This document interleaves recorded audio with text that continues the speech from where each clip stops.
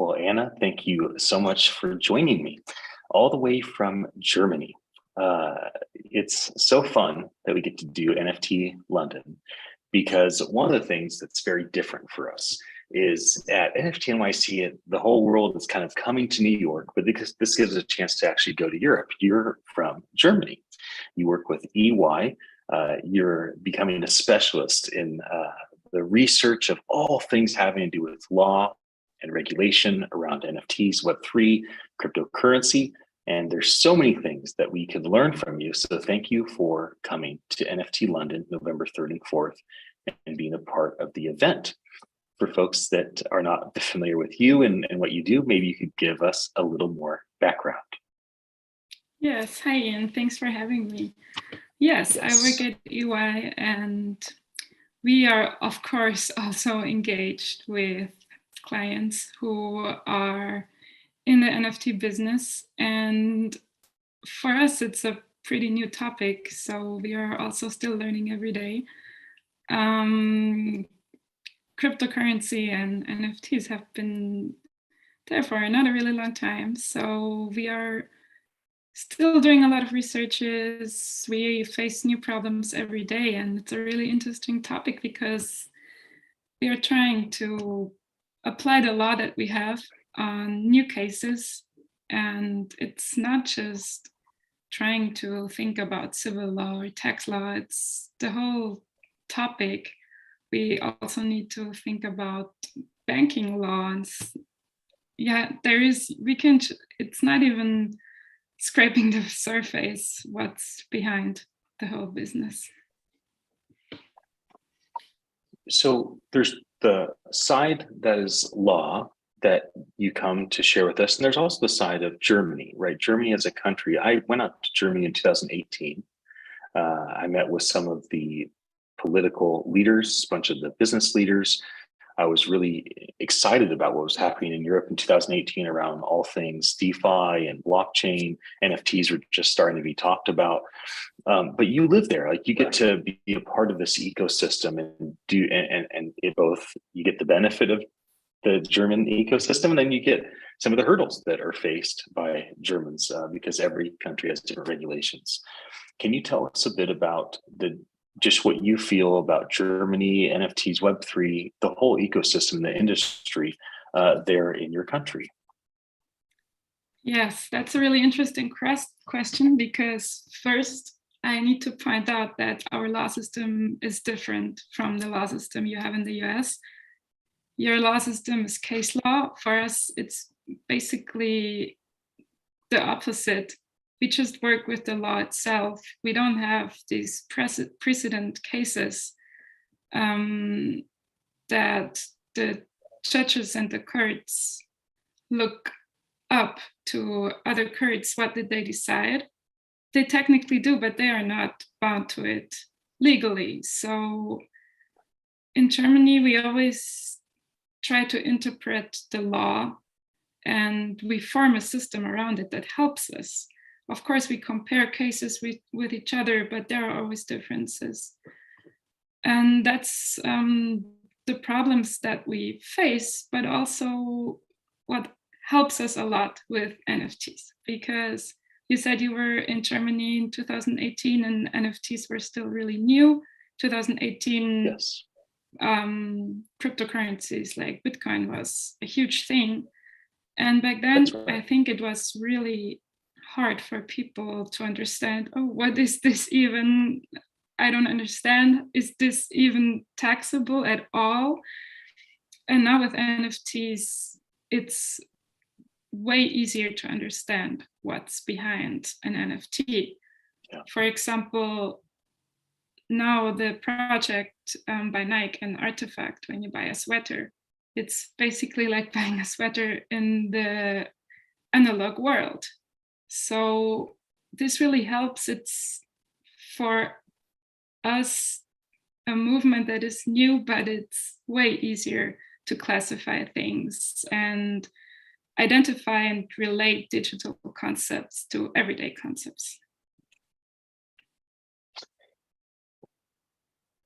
How do you see things changing currently, because you're doing research on what is and what is to come.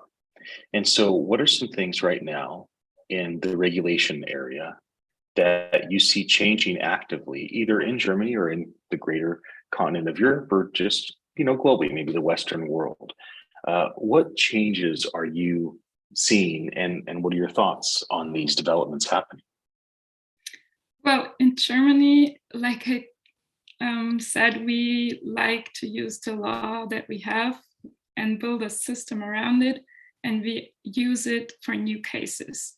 So, as far as I know, there are no new laws on the national level in Germany on NFTs or cryptocurrency. But we have a lot of statements by the Federal Minister of Finances as to how is the tax law to be interpreted, so we can cover all the cases around cryptocurrency and NFTs. On a European level, there is a lot going on, actually. We have the draft of the MiCAR. It's the regulation on markets in cryptocurrency, crypto assets, sorry. Its goal is to have more market transparency, anti-money laundering rules, consumer protection also. You have rules for the admission and supervision of issuers of certain tokens. But for example, NFTs are excluded because NFTs for the European Parliament are still pretty new. That's what they said. And they want to watch the market a little bit more to understand it better and to think which kind of regulations make sense. We also have DAC 8. It's a directive on administrative cooperation, and something similar by the OECD, the CARF, Crypto Asset Reporting Framework. And it's basically, those are basically laws that are supposed to help monitoring crypto transactions, exchange of cryptocurrencies, to make sure people pay their taxes, and authorities work together to avoid tax fraud, basically. If the European Union came together with the other major Western, countries, and they all were going to enact just one law, one regulation across the Western world, what regulation would you think would be the healthiest for the people and the government? And what type of regulation do you think might produce harm for the people and the government? So if there was like one major regulation laid out for all things DeFi and blockchain NFT, what type of regulation would you say, oh, this would maybe be great, and this would maybe be terrible? Can you give us some perspective on, once regulations are made, what type of regulation would be beneficial and what type of regulation might be detrimental? That is a really good question, because I just talked about the MiCAR, the regulation on markets, and this is a regulation that just is applicable in Europe. So if a crypto service provider wants to offer their services within Europe, this regulation applies. But if they only offer their services outside of Europe, me, for example, being in Germany, I could basically still go there and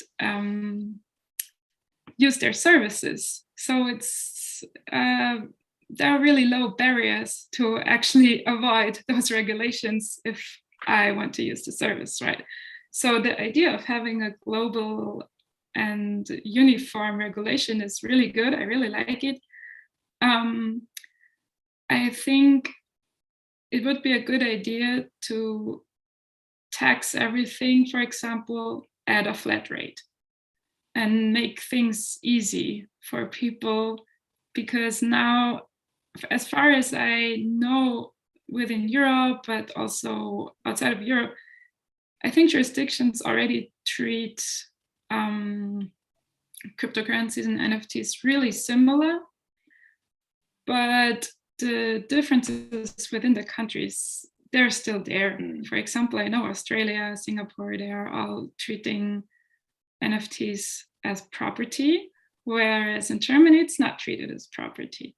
And I think a regulation on how is cryptocurrency treated, a definition for it, and something that's similar to German law, open to interpretation, like not too specific, would be a perfect regulation. If it's too specific, I think that would be a huge problem, because this whole market, the whole NFT business is evolving so fast. And I think having a regulation all over the world that covers all the cases now perfectly, first of all, it would be a very long and very complicated law, because you would have to kind of find the definition for every single product we have there. So it would be way too long. So nobody would understand it, and it's not open to interpretation, like I said. But something that is short, easy to understand, open for interpretation, and market developments, that would be a good regulation. And of course, I like the idea of the having for issuers, for example, having to register, and also having some money in the back to prevent rug pulls, because I think the crypto market has a high risk for scams. And if you ask people to register to be allowed to issue cryptocurrencies or NFTs, that would be a good idea to prevent rug pulls and scams, and require them by law to save money on the side in case they either want to scam people, or it just happens that their currency is going down and people lose a lot of money. And I think that would be the goal to prevent. Because you do so much research, where are some places that you can encourage other people to tune into? Are there specific news sites? Are there specific social media pages? Are there specific universities that are writing certain academic papers? Who right now would be worthy of people to spend their time to go kind of investigate what's out there? Like, what do you use for research? Tell us a bit about that. There are a lot of institutes that engage in blockchain. For example, the German Blockchain Institute. They also give workshops, if you're interested in that, to understand the technology, but also the tax treatment, or in general, the legal classification. I can really recommend that. And as a practical tip, if you want to know what does the German Federal Ministry of Finances think, you should read their statements, because what they say is not binding for the court, but it's binding for all the tax authorities in Germany. So if you do your tax declaration, you should have a look into the statements of the German Ministry of Finances, because there you know how they are going to treat it, and also their requirements for how should I declare my taxes. Well, as we wrap up our conversation, I'm going to ask, is German your first language? Is that your native? Yes. Okay. So I'm going to invite you to answer this question in German so that it is fluid and you feel it. And if people want to know what you're going to say, then they can use a translator. I ask this from time to time. But you've been so gracious. You're coming onto our channel. You're speaking English with me because I'm a handicapped American, only speak one language.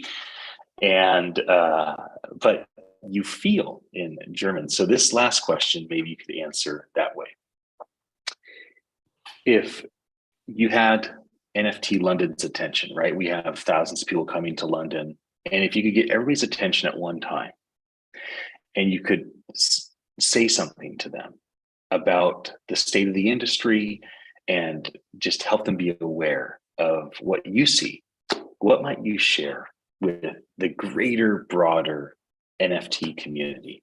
And again, feel free to answer this in your native tongue, and people can use a translator tool if they don't understand German. All right.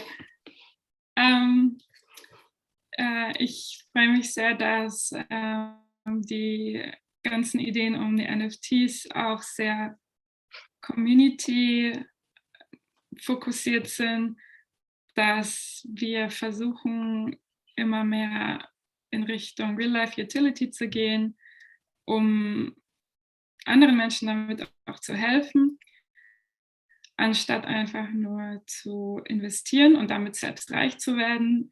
Diese Bewegung finde ich sehr, sehr stark. Das zeigt auch, was für Menschen hinter den ganzen Ideen stehen. Und ich hoffe auch noch länger Teil davon zu sein. Thank you. Well, I did not understand that, but it sounded very powerful. And I'll have to go use one of those translator tools so I know what you were saying. And it's probably the same for many people, but I think oftentimes we forget that all the ways that people are adapting to us, right? Like you're adapting to come on and speak. Obviously, you know, you probably speak English very often, but still, it's nice to be thoughtful of what other people, you know, where they're coming from. And you come from Germany, and we're coming to London to try to create a ecosystem by which you and your peers can be heard and share. So thank you for being a part of our event. For anybody that is watching this conversation or that sees it in the future, thank you for your attention. Please come join us at NFT.London, November 3rd and 4th. Anna, if people want to stay in touch with you or connect with you, would you suggest that they do that on Twitter or LinkedIn? What would be a good way for people to stay in tune with the things that you're doing? Well, both would be good. Yes, maybe Great. You can. My name is Anna Schuster. You can, of course, I'll pop up our banner once again, and then people can see it. Okay, everybody, I'll be back again with another Fireside Chat very, very soon.